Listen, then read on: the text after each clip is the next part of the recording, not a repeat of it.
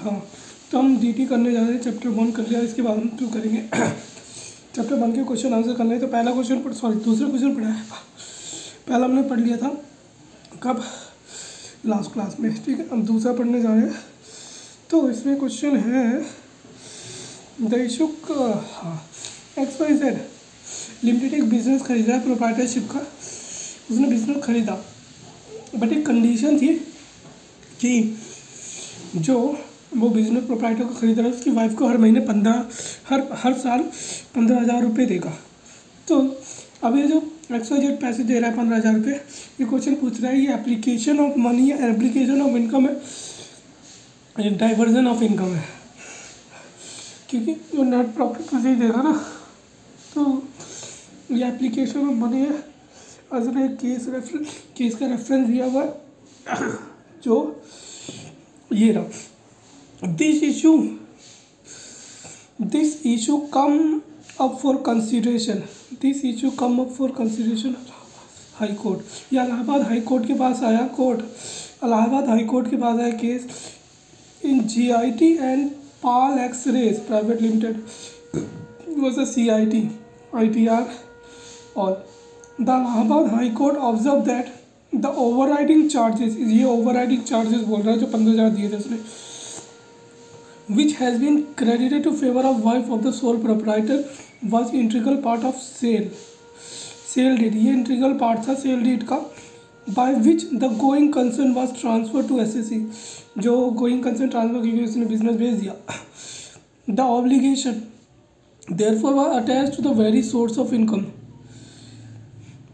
the going concern transferred to the SSE by sale deed। तो the sale deed also specifically, sale deed में भी लिखा हुआ था जो अमाउंट देगा in question was charge on net profit. वो नेट प्रॉफिट का चार्ज होगा, मतलब P&L में 15,000 खर्चे जाएंगे of the SSE's company and the SSE's company has accepted. उसने एक्सेप्ट कर लिया obligation and condition of purchase of going concern. Hence it is clearly case of diversion of income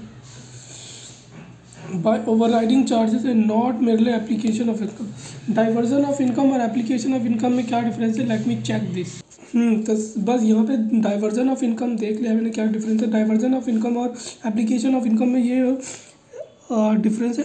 application of income पे जो होता है, इस पर जो भी इनकम होती है इस पर आपको टैक्स देना पड़ता है, और डाइवर्जन ऑफ इनकम जो होती है यहाँ पे आपको उस इनकम को कमाने के लिए खर्चा करना पड़ता है बट इस पे मतलब इस चीज़ पे आपको टैक्स नहीं देना पड़ता, यहाँ पे टैक्स देना पड़ता है। तो वो P&L में चार्ज हो रहा था, इसलिए वो डाइवर्जन ऑफ इनकम है, ना कि एप्लीकेशन ऑफ इनकम। तो नेक्स्ट क्वेश्चन पे आते हैं। Question 3, MKG agency is a partnership firm consisting of mister Mohan. MKG क्या है? Agency is a partnership firm consisting of Mr. Mohan and his 3 major sons।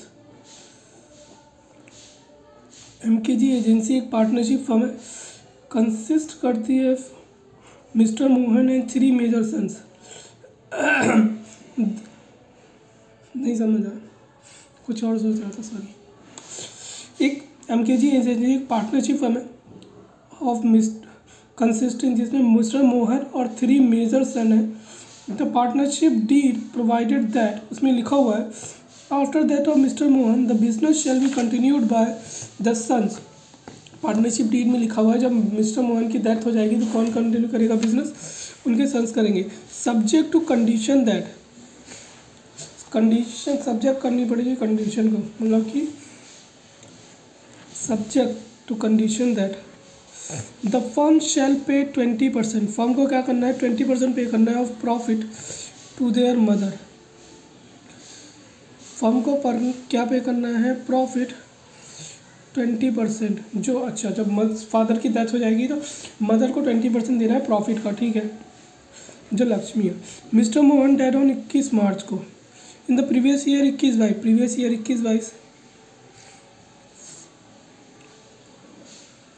21/22 the constituted firm paid 1 lakh equivalent to 20% of profit to Lakshmi and claimed the amount as deduction from its income, examine the correctness of the claim of the firm. जो उसने claim करा, जो 1 लाख पे करा, 20% condition है, condition है तो इसकी ऑब्लिगेशन है, ऑब्लिगेशन तो एक्सपेंस है, एक्सपेंस है तो आप in relation to business expense है तो आप क्लेम कर सकते हो.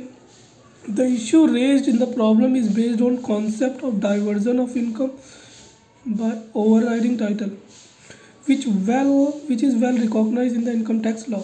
In the instant case, the amount of 1 lakh, जो 1 लाख रुपये being 20% of the firm, 20% profit of the firm paid to Lakshmi gets diverted at source by charge created in favor as per the terms of partnership deed. Such income is not reached to assessee's firm. Does not reach to assessee's firm. Rather, such income stand diverted to the other person as such other person has better title on such income, title of assessee. The firm might have received the said amount, but it is received for and on behalf of Lakshmi, who possesses the overriding title. Therefore, the amount of paid to Lakshmi should be exclusive from the income of the firm. This view has been confirmed in the CIT. Nariman B. Burcha and Sons. Nariman B बुरचान. इसमें क्या था, एक father थे, partnership थी, 3 बेटे थे उसके, और उसने ये पार्टनरशिप फर्म में ये लिखा था कि उसके कॉन्ट्रैक्ट में अगर उसकी डेथ होती है तो प्रॉफिट का 20% उसकी मदर को दिया जाएगा. अब क्वेश्चन ने ये पूछा कि ये जो उसने 1 लाख रुपए दे दिए उसको PNL से चार्ज करके, मतलब 1 लाख पे कर दिए, क्लेम कर लिया deduction from its income, deduction कर लिया इनकम से, तो क्या हुआ ये, तो ये एक्सक्लूड इनकम कर लिया. दिस व्यू इज कन्फर्म, ये व्यू कन्फर्म करा उसने जो करा है, मतलब कि माइनस करना चाहिए था क्योंकि favour of the terms of partnership deed. Such income does not reach the assessee's firm. Rather, such income stand diverted to other person as such other person has better title. ये other person पे divert हो जाएगी जिसका better title होगा such income पे then the title of assessee. तो the firm has received the same amount but is so received for on behalf of Lakshmi. हमने receive करा on behalf of Lakshmi who possess the overriding title. तो जो इसकी exclude करा है वो सही है, ठीक है. Anand was karta of HUF, ठीक है, वो डाइड हो गया living behind his major son Prem, his widow, his grandmother and brother's wife. ठीक है. Can the HUF retain its status as such or surviving person would become the co-owner? हाँ, करता वो लड़का बन जाएगा तो सर्वाइविंग, हाँ, को-ओनर्स बन जाएंगे, ठीक है. इन केस ऑफ गोली बुधाना versus CIT 1966, the Supreme Court has made it clear that may not need more than one male member to form a HUF. Not need be more than one male member to form an. जरूरी नहीं है एक से ज़्यादा member हो तभी form कर सकते हैं the taxable entity under the expression Hindu HUF that is used in the sense is which is understood under the personal law of Hindu. Under Hindu system of law, joint family may consist a single male member and the widow of deceased male member, and it does not mandate that should consist at least 2 male member. जरूरी नहीं है 2 male member होने चाहिए. Therefore, the property of joint in the family does not ceases to belong to family. खत्म नहीं होगी merely because of the family represented by a single co-partner who possess the right as an owner of the property may possess. तो therefore the HUF would retain such status. का status रहेगा. भले ही इसमें क्या को बोला है कि इनकम टैक्स बोलता है कि ज़रूरी नहीं है. इसमें गोली बुधवाना वैसे CIT बुधाना ने वैसे CIT में बोला गया था कि ज़रूरी नहीं है कि एक से ज़्यादा ही मेल मेंबर हो किसमें HUF में, एक मेंबर से भी काम चल सकता है. तो जॉइंट फैमिली में सिंगल मेल मेंबर और widows disease member income tax ज़रूरी नहीं है कि कंसिस्ट एटलीस्ट 2 मेल मेंबर हो, ज़रूरी नहीं है 2 मेल मेंबर हो। इसलिए जो प्रॉपर्टी है जॉइंट फैमिली की, ये ख़त्म नहीं होगी जो बिलोंग करती है फैमिली से, बिकॉज फैमिली रिप्रेजेंट, क्योंकि एक सिंगल मेंबर से कर रहा है जिसके पास राइट है ऑफ ओनरशिप का, तो ये HUF ख़त्म नहीं होगी। ये क्वेश्चन था। हम क्वेश्चन 5 पे आते हैं। मिस्टर सी ने बोरोड करा हुंडी 25,00,000 रुपये का by way of bearer cheque. Hundi ली बियरर चेक से ऑन 11/9/21 को and repaid the same with interest amounting to 30,000 by account पे चेक ऑन 12/10/21 को। एक महीने के अंदर दे दिया, उसने लिया था बियरर चेक से, दिया अकाउंट पे cheque. The assessing officer wants to treat the amount as income during the previous year. Is the action of assessing officer valid? अब ये पूरा चैप्टर पढ़ लिया मैंने, ठीक है। इसमें ऐसा कुछ नहीं है जैसे ये क्वेश्चन पूछ रहा है।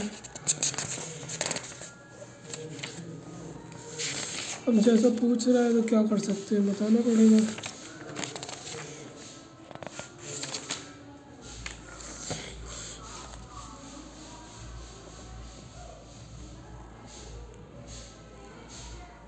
ओके, तो वो बोल रहा है, वो इनकम मांग रहा है क्योंकि उसने बियरर चेक से लिया था। हुंडी बताओ। सेक्शन 69D, आप सेक्शन 69 पे पहुंच गया। Provide that where any amount is borrowed, अगर कोई अमाउंट बोरो करा है on hundi on any amount due thereon is repaid otherwise then by account पे चेक ड्रॉन ऑन बैंक। आपने कोई अमाउंट बोरो करा और आपने पे करा अदरवाइज देना बाय अकाउंट पे चेक। इसने पे करने की बात करी है, बस लेने की बात नहीं करी। बुक देख 69D क्या कहता है, प्रोवाइड करता है there that where any amount, कोई भी अमाउंट इज बोरोड ऑन हुंडी, हुंडी में बोरो करा है, और एनी अमाउंट जो भी ड्यू था इज रीपेड कर रहा है। रीपेड तो उसने अकाउंट पे चेक से करा था, अदरवाइज देन बाय अकाउंट पे cheque drawn on a bank. The amount so borrowed और रीपेड, अब जो अमाउंट जो उसने बोरो करा रीपे कर shall be deemed to be income of person of borrowing or repaying the amount of previous year in which the amount so borrowed और repaid as the case में। मतलब कि आप 69D में लिखा हुआ है अमाउंट बोरो करोगे या रीपे करोगे अगर अदर देन अकाउंट पे चेक, तो आपकी डीम्ड इनकम मान लिया जाएगा। तो जो उसने करा है तो सही करा है। फिर 25,000 बोरो करा था by way of bearer cheque, ये अकाउंट पे चेक नहीं है। Therefore it shall be deemed the income of Mr C for the previous year 21-22 since the repayment of the same along with the interest by way of account पे cheque the same not hit by the provision of section 69D. So therefore the action of assessing of treating the amount of borrowed including the previous is valid in law. तो ये valid है। समझ गए question? अब question 6 last question है, इसके बाद हमें चैप्टर 2 पढ़ना है। The assessing officer found during the course of assessment of a firm, assessing officer ने पाया, एक असेसमेंट कर रहा था फर्म का, क्या पाया, that it has paid rent, उसने रेंट पे किया है इन रिस्पेक्ट ऑफ इस बिजनेस प्रोवाइजेज अमाउंटिंग टू 60,000, ठीक है, रेंट पे करा, कोई दिक्कत नहीं, which was not debited in the books of account for the year ended. अच्छा, P&L में नहीं डाला, ठीक है। The firm did not explain any source of repayment of rent, कि उसने रेंट कैसे किया है, कैश में किया है, चेक से किया है, अकाउंट ट्रांसफर करा है, कैसे किया है, उसका सोर्स नहीं बता पा रहा। तो the assessing officer proposes to make addition of 60,000 in the hands of firm for the assessment year 22-23. The firm claimed that even if addition is made, the sum of 60,000 should be allowed as deduction while computing its business income, since it has expended for the purpose of its business. Explain the claim of the firm. अगर भैया कोई unexplained है, उस पर वो satisfy नहीं होता, आप सेटिस्फैक्ट्री आंसर नहीं देते, तो क्या होता है, तो उसको आपको इनकम बना दिया जाता है, उसकी डीम्ड इनकम मान लिया जाता है। सेक्शन कौन सा? The claim of the firm deduction 60,000 computing the business is not tenable. The action of assessing officer adding being the payment is not debited to P&L account is correct in law since the same unexplained expenditure है of section 69C। ये यहाँ भी था ना, unexplained expenditure 69C, ये तो था, ये पढ़ा था, ये unexplained investment expenditure equal 69D। अच्छा, यहाँ पे क्वेश्चन आया हुंडी, बोरोड और repaid on hundi x unexplained expenditure 69C, unexplained expenditure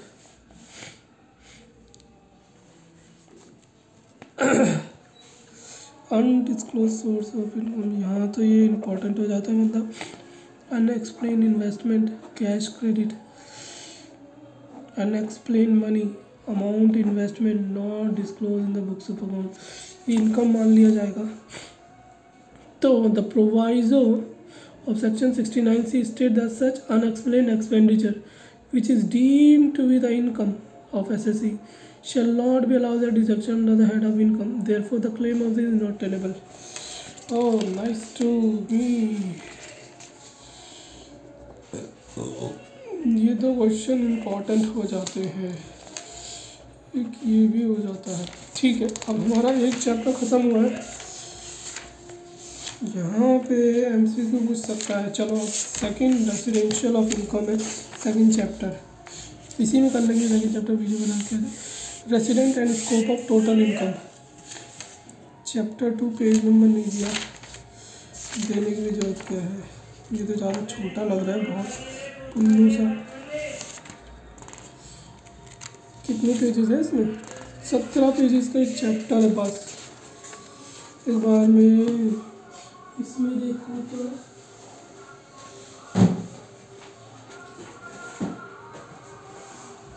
residential and total general knowledge relief income of capital gain other source, ठीक है, इसमें नहीं है।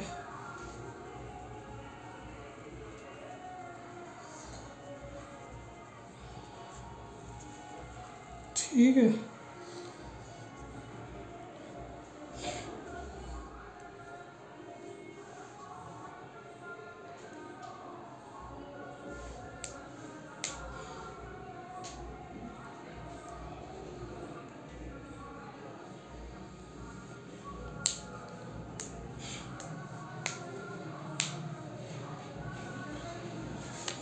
इसमें नहीं है।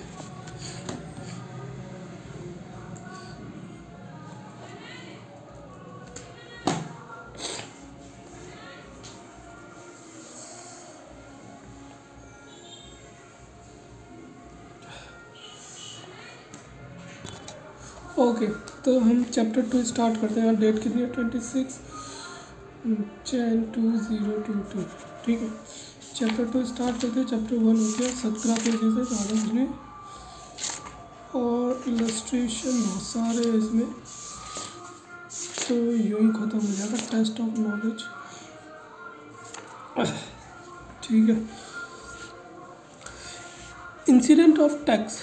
इंसिडेंट टैक्स कब लगता है? जब आप इनकम अर्न कर लेते। Depend on the residential status, और उसका स्टेटस क्या है under finance tax. All the purpose of income tax, for the purpose all the purpose of income tax, tax payer are classified into 3 broad categories. पहला residential and और resident, ROR और and resident but not ordinary resident और non resident. Resident and ordinary resident, RNOR और non resident. Residential status section 6 में बताता है। Individual as HUF के लिए रेसिडेंट, फर्म रेसिडेंट और नॉन रेसिडेंट, सीधी बात है। रेसिडेंट, डीम्ड रेसिडेंट, इंडिविजुअल और नॉन रेसिडेंट। तो रेसिडेंट में रेसिडेंट एंड ऑर्डिनरी रेसिडेंट, और रेसिडेंट में resident but not ordinary resident, और डीम्ड रेसिडेंट में resident but not ordinary resident आता है। ठीक है, रेसिडेंशियल स्टेटस क्या होता है of individual? Residential status of basic number of days. पहली कंडीशन, अगर वो सेटिस्फाई करता है, any of the following condition satisfy कर देता है, तो वो क्या हो जाएगा? Resident but not ordinary resident. और दूसरी कंडीशन सेटिस्फाई करता है तो ही हैज़ बीन इंडिया में कितना रहा होगा?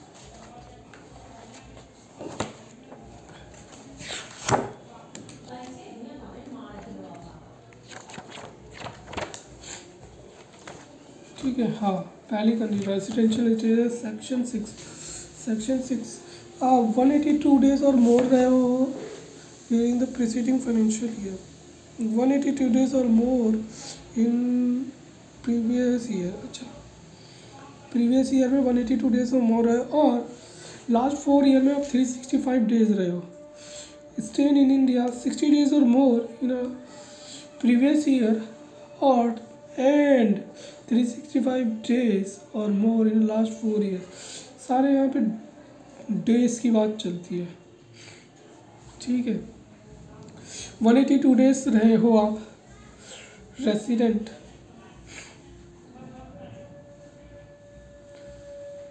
कोई भी 2 कंडीशन, ठीक है, resident and ordinary resident. 182 days or stay in India आप कितने 182 days or more in previous year and second condition है आपको RNOR नहीं, और इसमें से पहली condition 182 days or more previous year में रहा और दूसरी 60 डेज रहे प्रीवियस ईयर में and 365 days or more in last 4 previous year में। इन दोनों में से एक कर दो, आप RNOR बन जाओगे, रेसिडेंट बन जाओगे आप।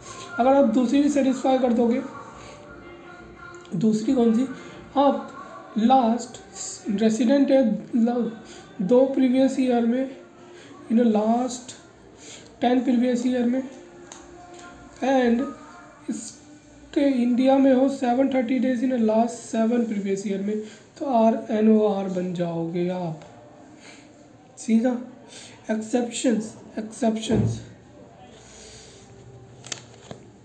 नोट,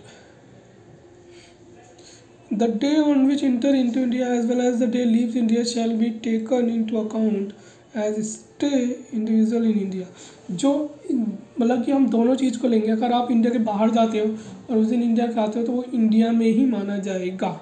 ठीक है, in the following basic condition number 1 following cases basic number 1 basic for determination of residential second basic condition should be ignored.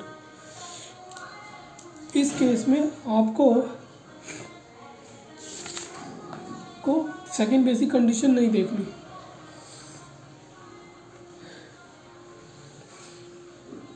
Indian citizen जो लीव कर रहा है India during the relevant previous year as a member of crew of an Indian ship or for the purpose of employment outside India, तो आप second basic condition नहीं देखोगे।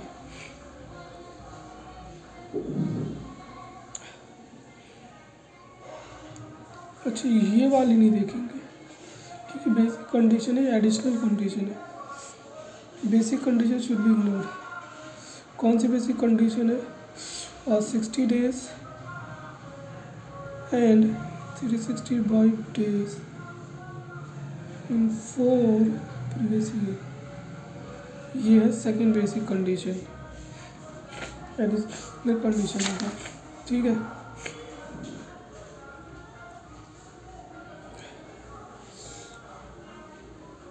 Continuous and active essential that, तो किसके लिए नहीं देखो यहाँ पे नोट्स सर ने पूरा नहीं लिखा। It is not necessary for the period of stay must be continuous और active, essential that the stay in India is usual place of resident business or employment for the purpose of counting number of days stay in India both date. The residential individual income tax has nothing to do with the citizenship, birth or domicile. An individual can therefore be residential in more countries one even though can have only one domicile.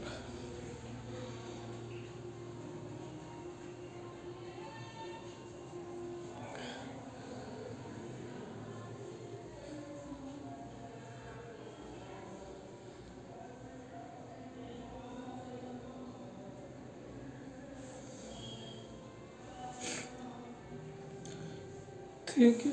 जो Indian citizen leave कर रहे हैं during the previous year for employment outside India, Indian citizen being a crew of Indian ship leaves India, employment के लिए जा रहा है, उसकी सेकंड बेसिक कंडीशन नहीं देखनी, जो क्रू में जा रहा है फॉर द लीव इंडिया कर रहा है, ship employment outside India, member of crew, Indian citizen or person Indian origin who being outside India comes to relevant previous year, however such person having or Indian citizen or person Indian origin जो engage outside है, जो बाहर रहता है, क्या रहता है, बाहर रहता है, जो बाहर रहता है, ठीक है, इंडियन ऑरिजिन और person Indian origin engage outside India in any employment और बिजनेस और profession and visiting India previous year, Indian citizen or person Indian origin जो बाहर रहता है, इंडियन सिटीजन है और इंडियन ऑरिजिन है, इंडियन सिटीजन और इंडियन ऑरिजिन है जो बाहर रहता है किसी एम्प्लॉयमेंट के लिए और बिजनेस और प्रोफेशन के लिए, बाहर रहता है किसी एम्प्लॉयमेंट के लिए, बिजनेस प्रोफेशन के लिए, बाहर रहता है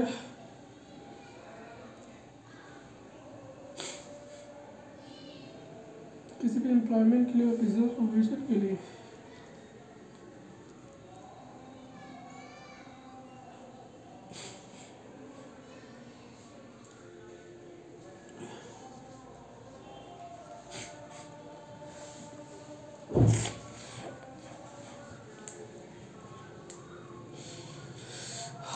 किस लिए engage outside India in employment और बिजनेस प्रोफेशन और विजिट कर रहा है India during the previous year and उसकी टोटल इनकम क्या है excluding income from foreign source 15 lakh तक है, तो हम उसमें भी नहीं देखेंगे। तो तीन चीज़ें, जो क्रू मेंबर है, जो एम्प्लॉयमेंट के लिए जा रहा है, और जो एम्प्लॉयमेंट प्रोफेशन और बिजनेस का आउटसाइड इंडिया है बट वो इंडियन सिटीजन है और इंडियन सिटीजन है, पर्सन इंडियन ऑरिजिन है वो, उसका हम सेकेंड बेसिक कंडीशन नहीं देखेंगे, जिसकी इंडिया की इनकम अप टू 15 लाख होगी, 15 लाख से ज़्यादा होगी तो हम पहली वाली देखेंगे। The person Indian origin mean the parent or either is grand parent were born in undivided India, Indian origin means he or either of his parent or either his grandparents were born in undivided India.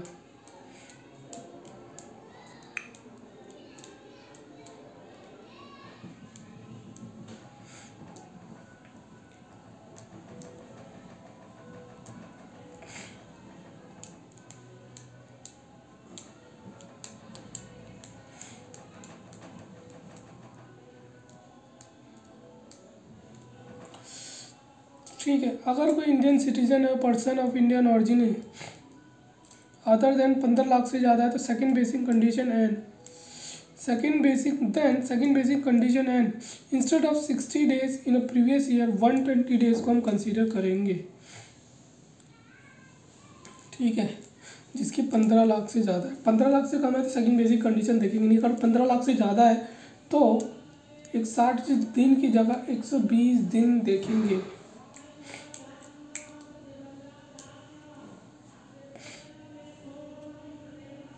Less than 120 days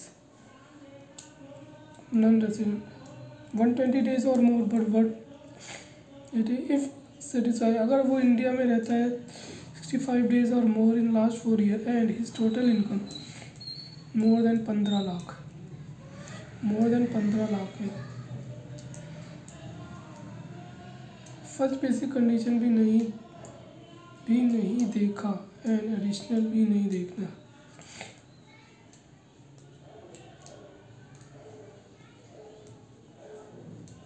गलत लिखा है, चलो इसमें देखो। हाँ, मेरा person of such student other than income from foreign source ceiling 15 lakh determined stay in India period to be excluded, the date of entering into continuous discharge certificate in respect of joining ship by the said individual eligible होगी, the date of to continuous discharge certificate respect of signing ending। अगर जहाँ पे continuous में joining का और ending का वो days include नहीं करेंगे। Continuous discharge the term meaning in the merchant shipping eligible Vogue having obtain the port in India determine the period of stay in India citizen being a crew. In case of foreign bound or ship were destinated or wayed outside India, there is uncertainty regarding the manner and the basic of determination of period.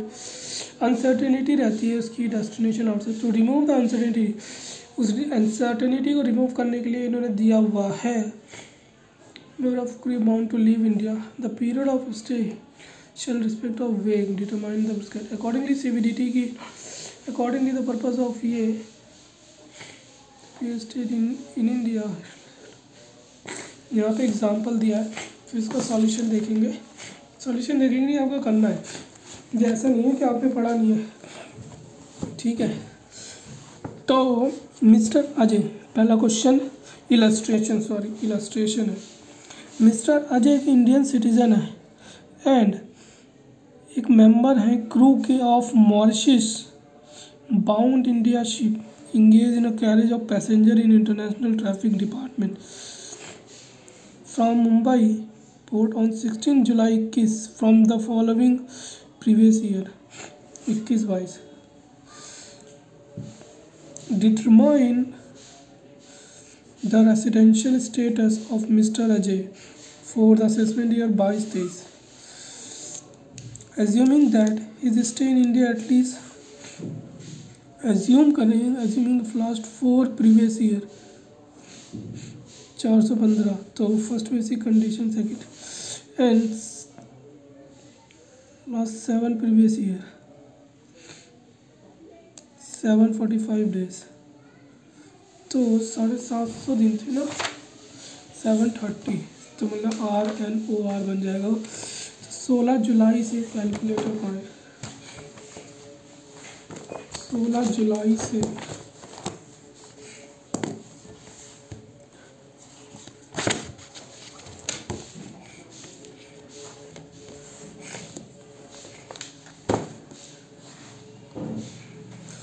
जुलाई की Cola 16 जुलाई नहीं लेंगे तो 16 to जुलाई 31 का होता है से लेकर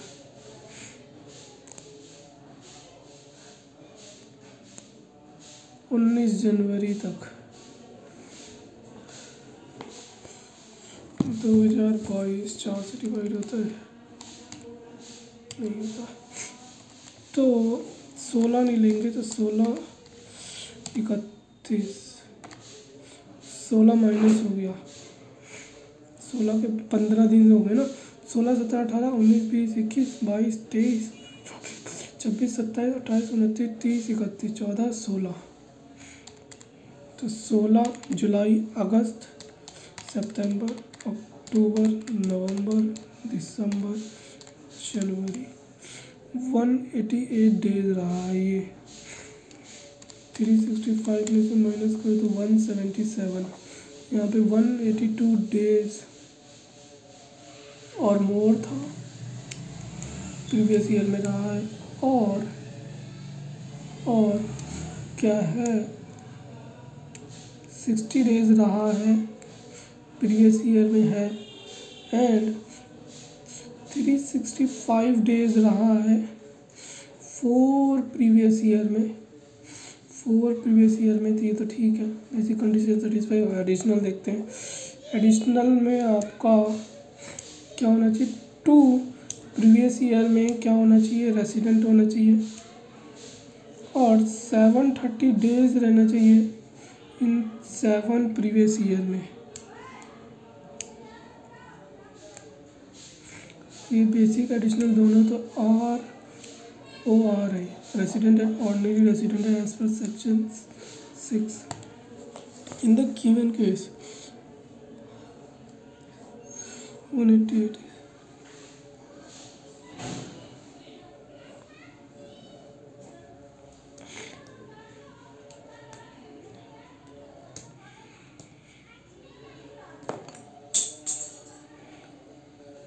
हाँ, तो ये तो नहीं हुई ना, तो ये तो हो गई 60 डेज। 170 डेज 177 डेज रहा, तो 60 डेज तो रहा ही है ना।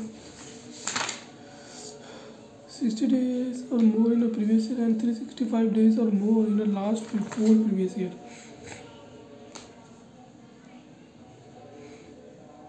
Last 7. The vogue is undertaken Indian ship of carriage. मतलब ये 365 188 days सही निकाला है। Since the period of stay in a previous less than 182 days. अच्छा, इसमें तो एक्सेप्शन में आता है ना, हमें फर्स्ट बेसिक कंडीशन देखनी नहीं है, सेकंड देखनी है। तो सेकंड से सेटिस्फाई तो कर रहा है। Residential stay non resident consequent number of days stay इस year less than 182 days. His period to stay is either previous year become irrelevant. अच्छा, फर्स्ट बेसिक कंडीशन ही नहीं देखनी,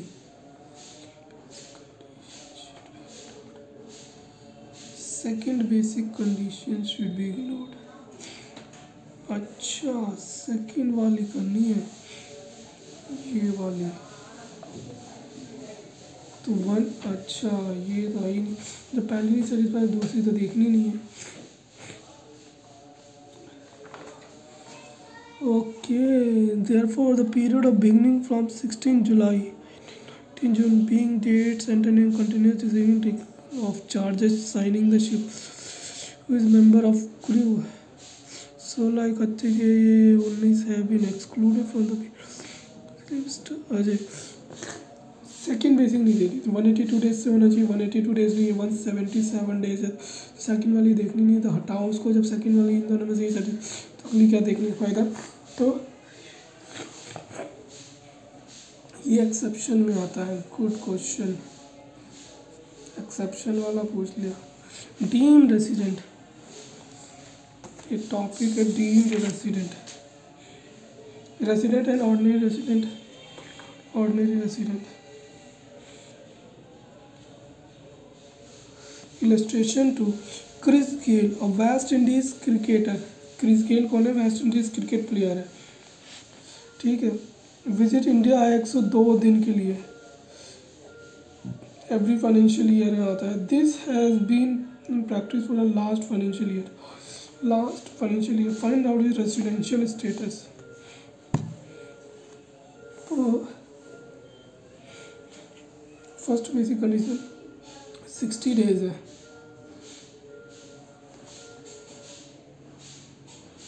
लास्ट 10 ईयर में। तो 1 2 3 4 5 6 7 8 9 10।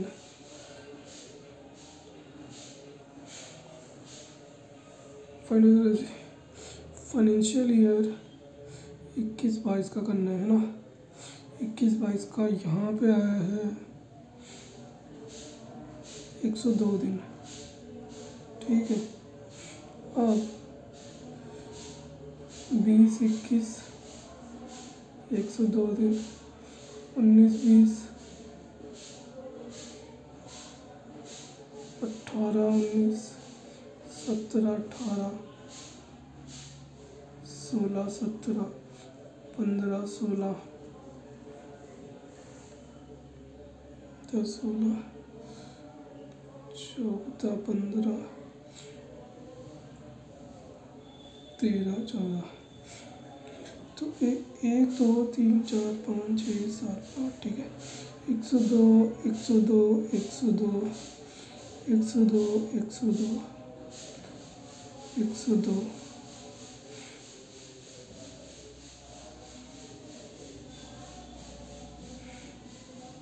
12 13। यहाँ पे रेसिडेंट कैसे बनेगा? यहाँ पे रेसिडेंट बनेगा 60 days 60 debt plus 4 previous year में क्या हो, रेसिडेंट हो, तब यहाँ पे रेसिडेंट बनेगा।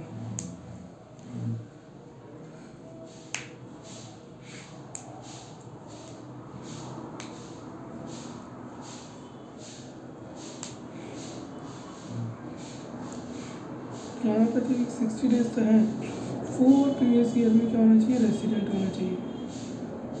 4 प्रीवियस ईयर में रेसिडेंट कैसे निकालूँ मैं, 4 प्रीवियस ईयर में रेसिडेंट कैसे निकालूँ,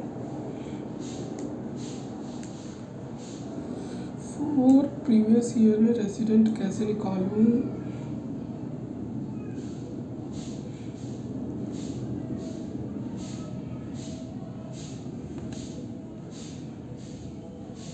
4 प्रीवियस ईयर में रेसिडेंट कैसे निकालूँ।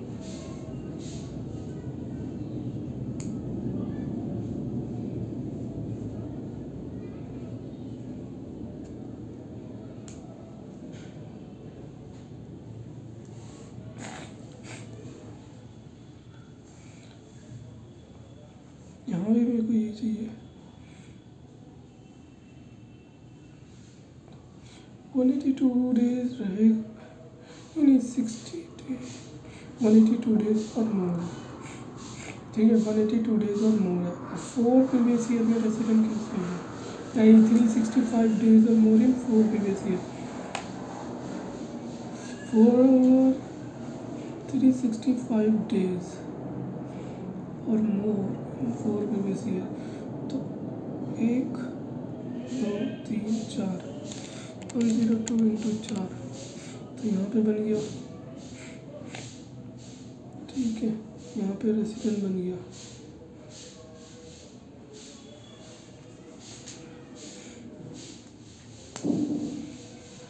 यहाँ पे रेसिडेंट बन गया, रेसिडेंट है लास्ट 10 साल में 2 साल रेसिडेंट होगा, वो रेसिडेंट है लास्ट 10 साल में 2 साल रेसिडेंट होगा, प्रीवियस ईयर में रेसिडेंट है, और स्टे इन इंडिया 7 ईयर में इंटू 120 714 नहीं हो रहा, 7 साल में 127 7 से ज़्यादा होता है, ये रेसिडेंट है बस, नॉट ऑर्डिनरी रेसिडेंट है। 408 पीरियड स्टे इन इंडिया 21/102 है, ड्यूरेशन ऑफ प्रीसीडिंग 4 ईयर 408। तो mister real in India for a period more than 60 days previous year, for the period of more than 365 days in immediately since he satisfied one basic condition 6 he is resident। computation of period stay 7 preceding year 714 दिन हो रहे, ठीक है। since he stay in last previous year में less than 730 days he is not ordinary resident, see the note below। therefore Mr. Clay is not ordinary resident during the previous year relevant 21 by। second question, would your answer change the above fact relate to Srinath, an Indian citizen who in West Indies and represent West Indies cricket team। तो Indian citizen है पर बाहर रहता है, तो ये exception में आएगा, एक्सेप्शन में आएगा तो सेकंड बेसिक कंडीशन देखनी नहीं है, तो सेकंड बेसिक कंडीशन सीधा एनआर बन जाएगा। ये एक टाइप ऑफ सिद्धांत हु रेसिडेंट वेस्ट सिटीजन है पर resident outside India, visit to India treated as a non-resident in India previous year irrespective of the total income since he stay in a current financial year 30 days।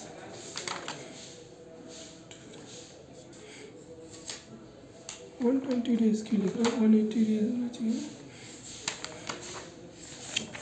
तीसरा क्या कह रहा है, what would you answer if Srinath had visited 120 days instead of 102 days in every financial। अच्छा 120 दिन उसका हो जाता है, इंडियन का person Indian version 15 lakh,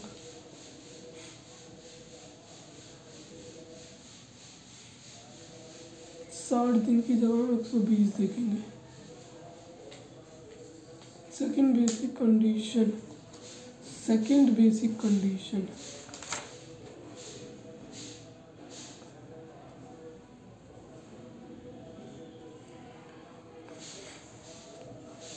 15 lakh से ज़्यादा होगी तो अप टू 15 लाख है, मोर than 15 lakh. Second basic condition 60 days की जगह 120 दिन कंसीडर किए जाएंगे।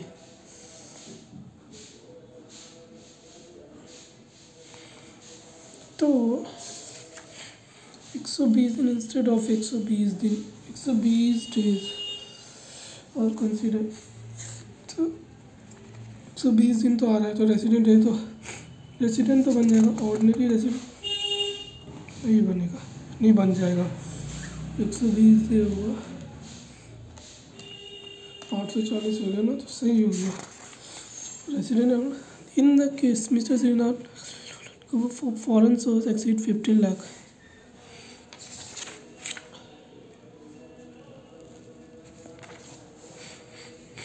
he would be treated as a resident but not ordinary resident, RNOR.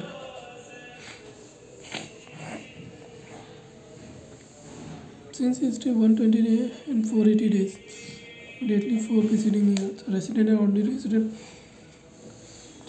2 days or more respect to a total income. Both conditions are satisfied. Condition then ROR otherwise. Resident Indian 2 years or more in last year does not exceed 15 lakh कर रही है।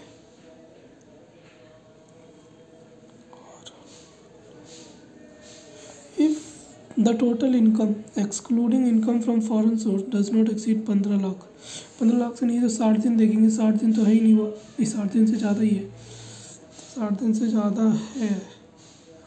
It is non-resident in India over the previous year since his stay in India.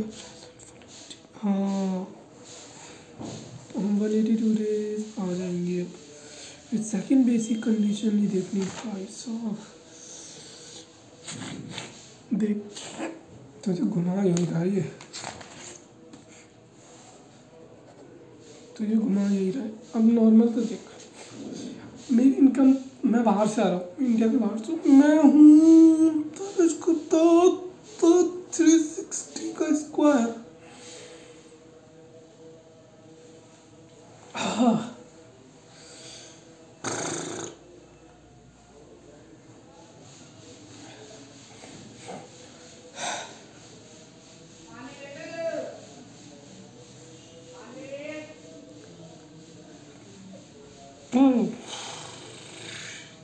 पढ़ा है, समझा नहीं। देखो देखो देखो देखो देखो देखो, समझो लल्लू लाल।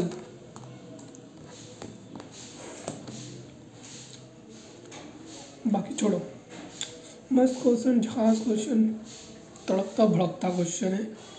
अब समझना क्या, मेरे इनकम पहली कंडीशन, सेकंड बेसिक कंडीशन नहीं देखी थी, क्रू में कोई एम्प्लॉयमेंट के लिए बाहर गया। सेकंड बेसिक कंडीशन कौन सी है, और second basic condition 60 days plus 365 days इन 4 ईयर, ठीक है, 60 days and 365 days plus 4 year.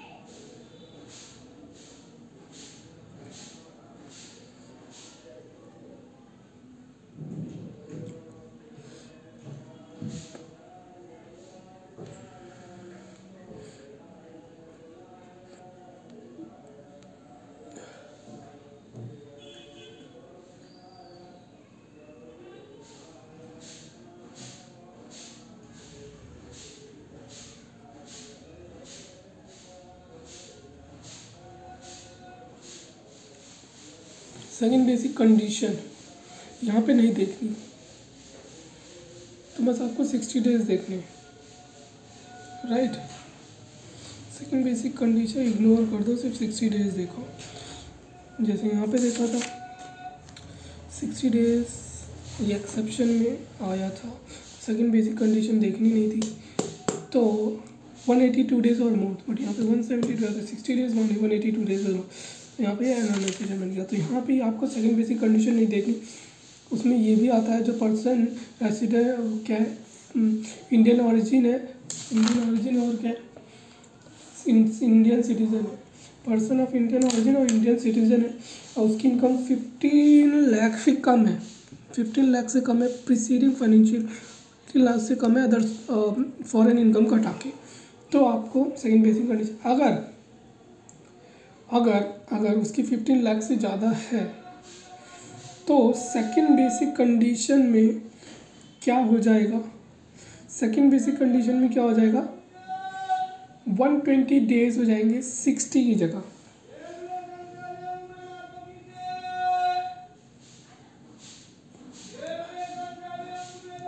तो बट ये बोल रहा है यहाँ पे आपको सेकंड कंडीशन नहीं देखनी, तो मैं नहीं देखूँ, तो ये अब नहीं देखनी तो ये बोल क्यों रहा है कि मेरे को कंसीडर करो। इंडियंस 15 लाख से during the business has been Indian amounting to 120 less than 180 then resident but not only resident।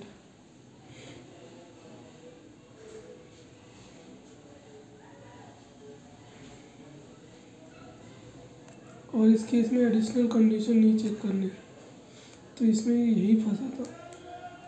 Okay थोड़ा सा समझो, ये इसमें यही फंसा, 120 दिन से ज़्यादा, 120 तो है, मेरे को यहाँ ये समझ नहीं आ रहा, यहाँ मैं सेकंड बेसिक कंडीशन देखूँ कि नहीं देखूँ।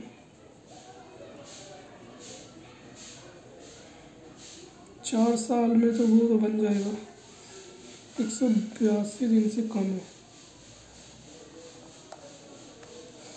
If satisfy both the condition, वो stay in India 365 days in last 4 year and total income more than 15 lakh, 182 days से ज़्यादा है तो नॉन रेसिडेंट। 120 दिन और 81 दिन है,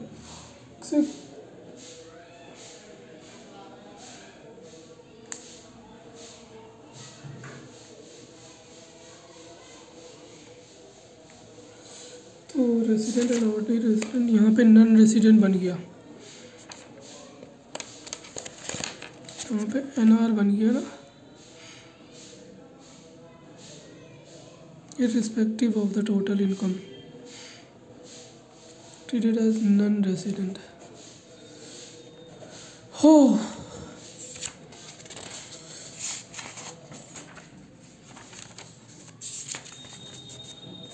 ओह माय गॉड, इतने से घुमा दिया तुझे, समझेगी नहीं।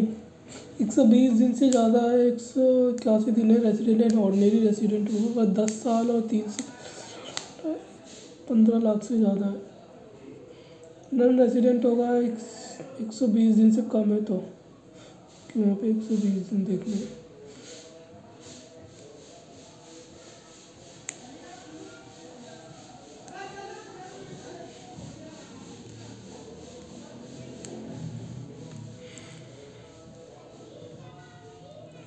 If the above fact relate to Mr. Srinath, Indian citizen who is resident in the West Indies, India comes to visit to India, he would be treated as non-resident in India.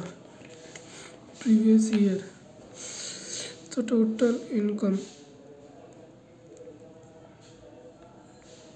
Oh my God. ठीक है, conclusion क्या निकला, तुझे अगर 15 लाख से कम है, 15 लाख से कम है, सेकंड बेसिक कंडीशन मत देखो,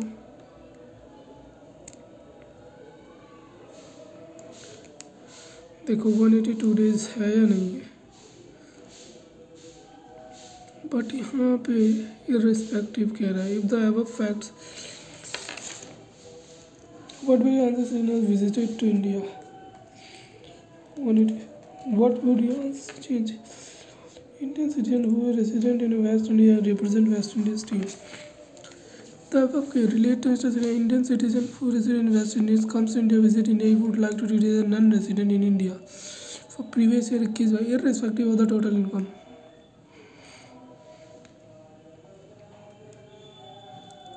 He stay in India in the current financial year less than 120 days. यहाँ पे इसने इनकम भी हटाया,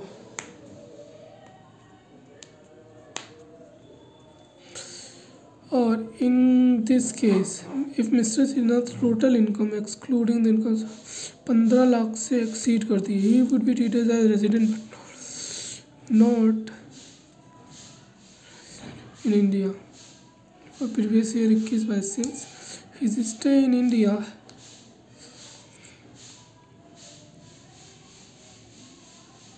is 120 days. Let me check. चलो अब पढ़ते हैं नए एडिशनल कंडीशन. ऑर्डिनरी रेसिडेंट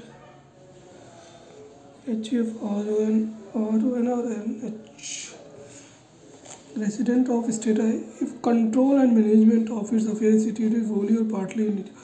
अगर यस इंडिया में है तो करता कहाँ पे है? 2 previous year out of 10 financial year यहाँ पे है 730 days प्लस है.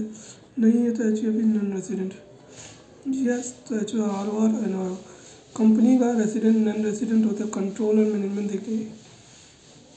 Effective management company should be resident in India any previous year if it has Indian company or effective management means place where KMP की management and commercial decisions that are necessary for the conduct of business of entity or substance made. Determination of residential status of company. Is company Indian company? हाँ Indian company. The company resident in India relevant to previous year.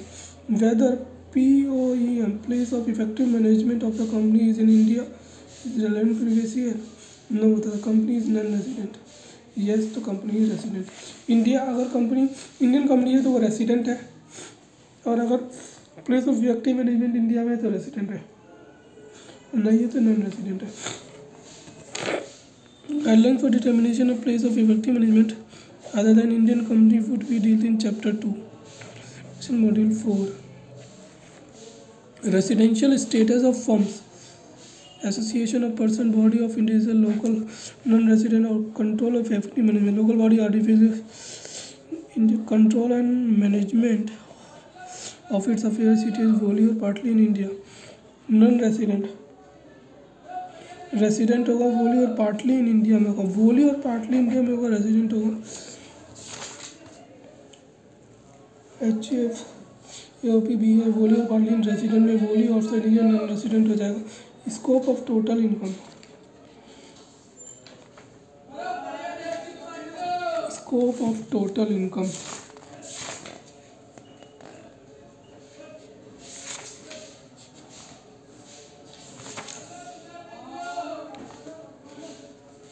Scope of total income का मतलब क्या है? Section 5 provide that scope of total income in terms of residential status of SSC because the incident of tax of any person depend on the residential status. Total income का scope या कोई भी हो आपको कहाँ पे उस पर डिपेंड करता है. किस पे? उसके रेसिडेंशियल स्टेटस पे. The scope of total income of SSC depend upon the following: residential status, place of accrual or receipt of income whether accrual or deemed, and the point of time at which income has accrued or was received. Residential and ordinary residential की सारी income taxable. Income received or deem to be received in India during the previous year. Income which accrued in the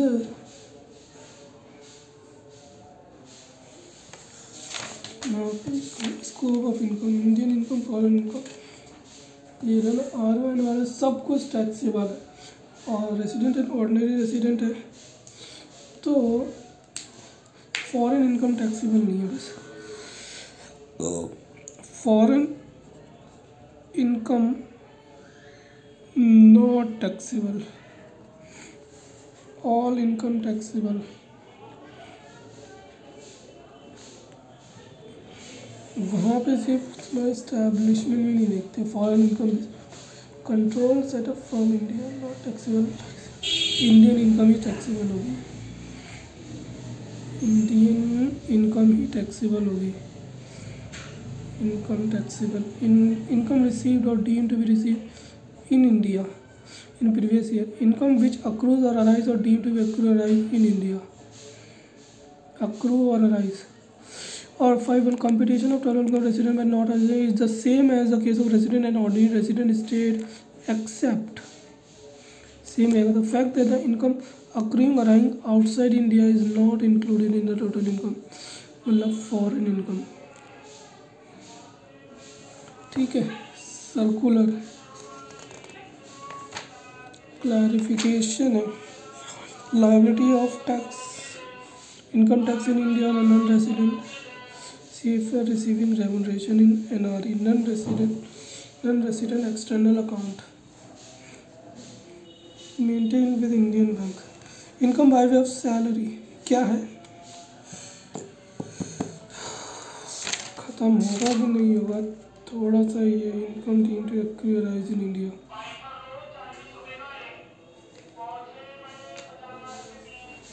income deemed to accrue arise in India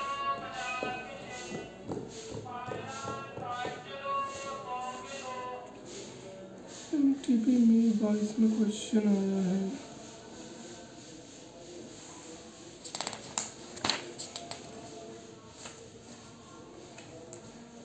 income deemed to accrue arise in India clause 9 clause 1 2 3 4 1 5 6 7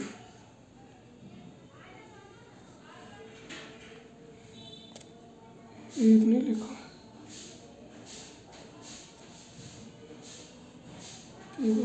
resident in India. चलो अभी आप ही के लिए इतना ही करते हैं। अच्छा यहाँ पे वही तो बनाना है, yes yes yes no yes but only if such income derived from income set up in India otherwise no.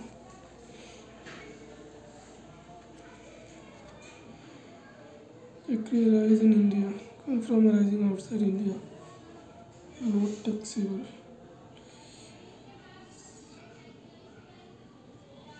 No. Income from business or country.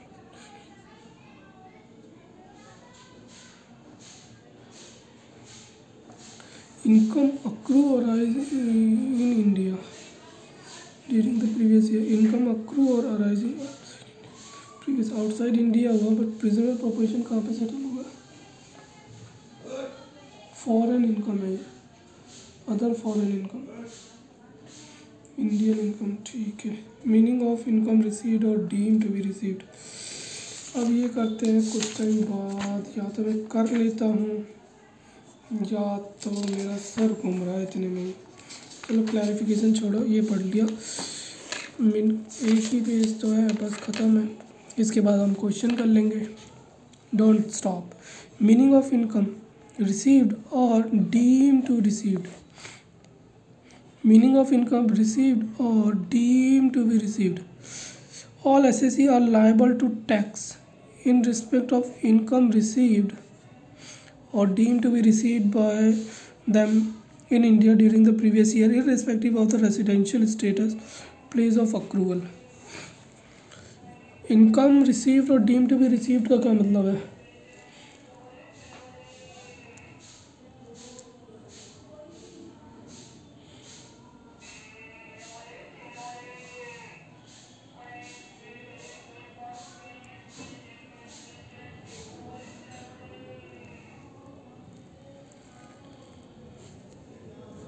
Income to be included in the total income of SSC immediately on actual or deemed receipt. The receipt income refers to only first occasion when the receipt get money under his control. जब पैसे उसके अंदर आ जाते हैं, received for the first time after receiving income outside India. बाहर से income receive हुई, subsequently if it is remitted to India, remitted is not treated as receipt in India. पहली बार कहाँ रिसीव हुई वो देखना है। It can not be treated as receipt in income. Therefore, we once amount received as income remitted or transmitted at that amount one place or person to another. Receipt of income in the hands of subsequent receipt or at the place subsequent receipt. Income deemed to be received in India. Contribution in excess of 12% of salary. Provision for creditor in excess of to recognize और interest credit in excess of 9% RPF से, ये deem to be received मान लिया जाएगा।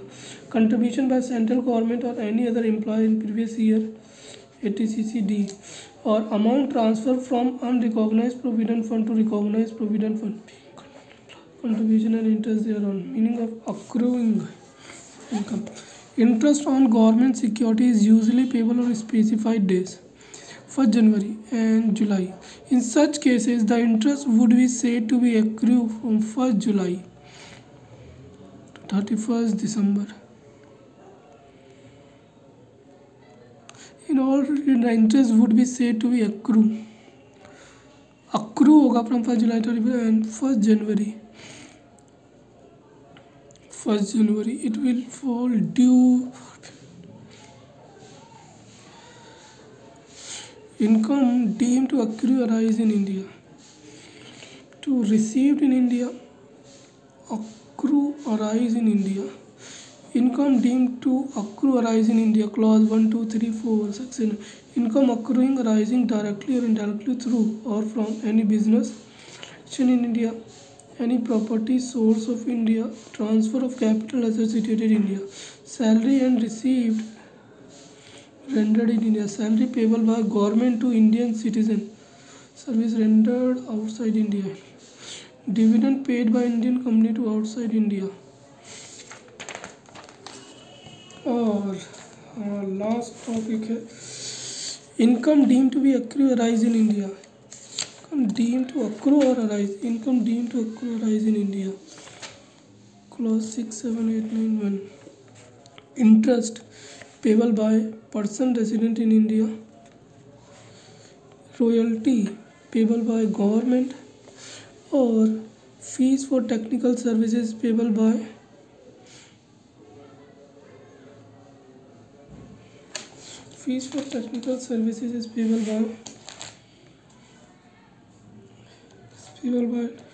non-resident.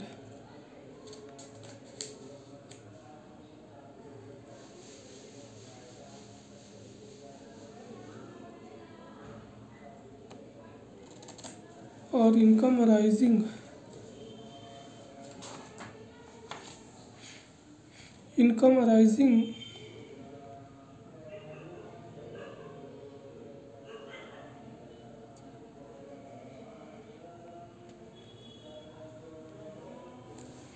interest, royalty, fees for technical.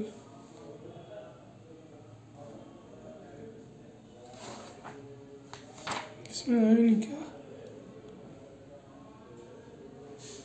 Income arising outside India being any sum of money paid without consideration. आपको income बाहर से मिली है बिना कोई पैसे दिए by way of resident Indian to earn. किसने दिए by resident Indian to non corporate resident or foreign company where aggregate amount 50,000 से ज़्यादा है. Come deem to accrue arise in India. Income arising outside India paid without consideration. मैंने किसी को पे करे या वो किसी कोई इंडिविजुअल है या तो नॉन कॉर्पोरेट है या तो कंपनी है 50,000 से ज़्यादा तो वो मान लेगा कि ये इंडिया में अराइज हुए. फीस पे करी कोई services payable by non resident. Royalty payable by government. अच्छा ये सब कुछ पे करा है. If money borrowed and used or technical services or royalty services are utilized for purpose of business profession carried outside India. If money borrowed and used technical services or royalty outside India, यहाँ पे outside India use कर रहे हो तो नहीं होगा. carried यहाँ पे इंडिया में आ रहा है. sold in इंडिया में आ रहा है. और कोई technical services utilized for the purpose of business carried in India or making income source in India. Exception है नॉन रेसिडेंट है. ये गवर्नमेंट है. Payable by government deemed to receive. Interest is payable by person resident in India. ये भी कौन है. ये भी एक्रू अराइज माना जाएगा. And detail income deemed to be accrue arise in India. Section 9 detail circumstances and presence of eligible fund manager in India. Connection India for eligible investment fund. These provisions will be dealt in detail in chapter 2 non-resident. चलो जहाँ पे हमारा ख़त्म हुआ मेरे को कुछ नहीं समझ आया. बस एक को शुरू किया था, एक चैप्टर ख़त्म हो गया, 1 घंटे 10 मिनट। चलो मिलते हैं बाद में। ओके, समझ आ रहा है नहीं आ रहा मुझे भी नहीं पता, मेरा सर घूम रहा है। Okay bye bye.